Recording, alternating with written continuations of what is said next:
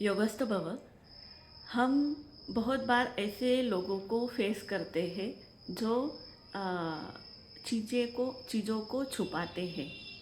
वो चीज़ हो सकती है, वो कोई सिचुएशंस हो सकती है, वो उनके भीतर के इमोशंस हो सकते हैं, वो उनके भीतर की फीलिंग्स हो सकती है।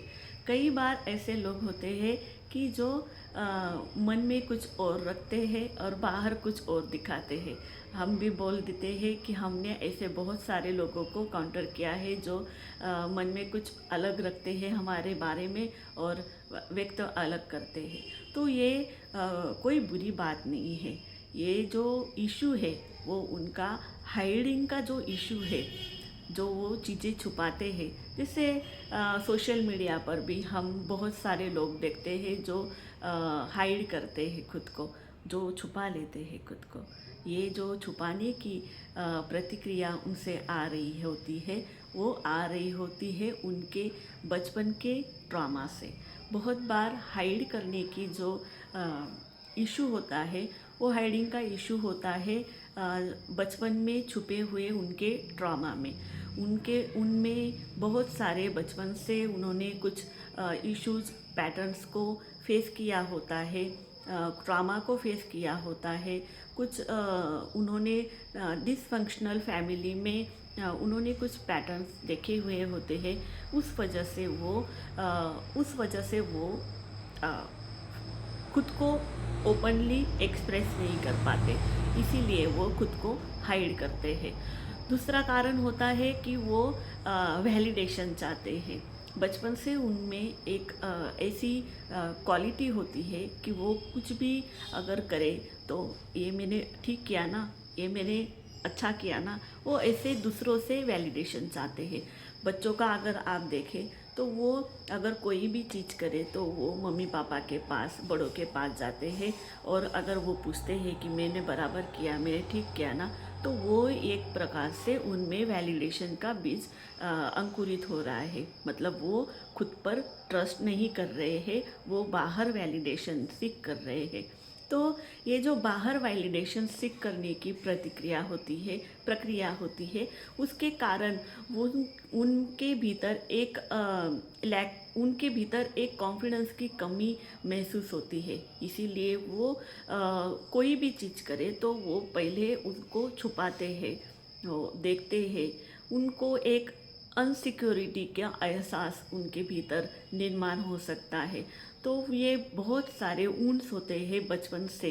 वैलिडेशन सीख करना, अनसिक्योर फील करना, बाहर देखना, खुद के भीतर नहीं देखना, कॉन्फिडेंस नहीं होना। तो इस कारण वो हाइड की प्रतिक्रिया व्यक्त होती है उनके भीतर। तो ये जो हाइडिंग का इशू होता है वो बचपन से वो कैरी करके आए हुए होते हैं।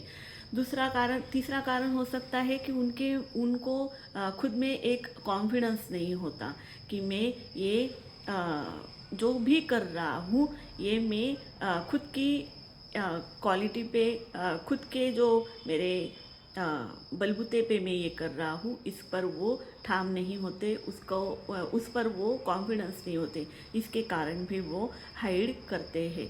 हाइडिंग की जो ये इश्यूज है, वो हाइडिंग के इश्यूज के कारण वो सोशल इंटरेक्शन करने में भी डरते हैं। जो व्यक्ति हाइड करते हैं वो अगर सोशल गैदरिंग में जाए तो वो सोशल गैदरिंग में भी एक जो दूहरा चेहरा वो पहन के वहाँ जाते हैं। मतलब वो अंदर से कुछ अलग होते हैं और बाहर कुछ अलग दिखाते हैं। तो और वो एक सोशल इंटरेक्शन करने में वो पूरे तरह से ओपनली सोशल इंटरेक्शन नहीं कर पाते, क्योंकि उनको ऐसे लगता है कि मैं इन लोगों में मैच नहीं करता, इनमें मैं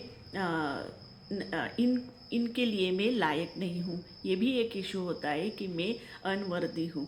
अनवर्दीनेस की जो इश्यूज अगर किसी में हो तो वो भी खुद को हाइड करता है। तो हाइड करने के पीछे ये बहुत सारे इससे भी अलग कोई इश्यूज हो सकते हैं। तो अगर अगर आप में भी हाइड करने की प्रक्रिया है तो आप सबसे पहले खुद को एक्सेप्ट कीजिए। अगर आप खुद को जब एक्सेप्ट करेंगे कि मैं जैसा हूँ वैसा हूँ, मैं खुद को एज इट इज़ एक्सेप्ट करता हूँ। जब आप एज इट इज़ एक्सेप्ट करते हैं खुद को, तो आप बाहर वैलिडेशन सीख करने की कोशिश नहीं करते।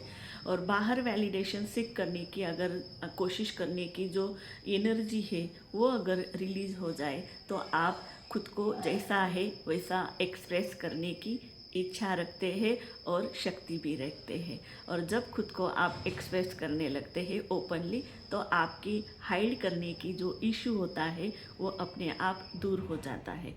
दूसरा, हाइड करने के इश्यूज के जो लोग आपके अगर सराउंडिंग में आ रहे हैं, तो शायद आप हीलिंग वर्क कर रहे हैं और आपको उन सभी लोगों के इश्यूज को डील कर कर हील करना है। इसीलिए वो लोग आपके सामने आ रहे हैं जो चीज़ों को, इवेंट्स को, इमोशंस को, भावनाओं को हाइड कर रहे हैं। तो आपकी ये जिम्मेदारी, आपकी ये एक तरह से आपको उन लोगों को भी हील करने की प्रक्रिया करनी है। तो आपको मिरर 1 से 4 तक की आप प्रक्रिया कर सकते हैं। मिरर 4 में हम अन्य लोगों को भी हील करते हैं जो हमारे सराउंडिंग में आते हैं, जिनको हम जस्ट देखते हैं, सुनते हैं, उनकी भी जिम्मेदारी हम पे आती है। तो ऐसे ये हीलिंग वर्क काम कर सकता है। तो हाइडिंग की प्रतिक्रिया अगर आप दे रहे हैं या हाइडिंग के इशू से आप डील कर रहे हैं, तो आपको सिस्टमेटिकली इनर वर्क करके, मिरर वर्क करके आप इस इशू से बाहर आ सकते हैं, खुद को एक्सेप्ट कर सकते हैं एज इट इज़, एंड आप ओपन हो सकते हैं इनफाइनाइट पॉसिबिलिटीज़ के लिए। और आप ओपन हो सकते हैं एज इट इज़, जो जैसे आप हैं वैसे आप खुद को एक्सप्रेस कर सकते हैं। योगस्थ भव।